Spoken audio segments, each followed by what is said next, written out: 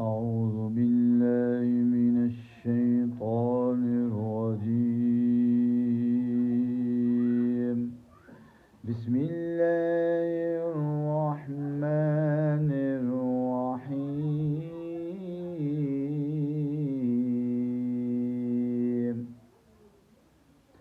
تبت يدا أبي لهب وتب، ما أغنى عنه ماله وما كسب، سيصلى نارا ذات لهب وامرأته حمالة الحطب في جيدها حبل من مسد.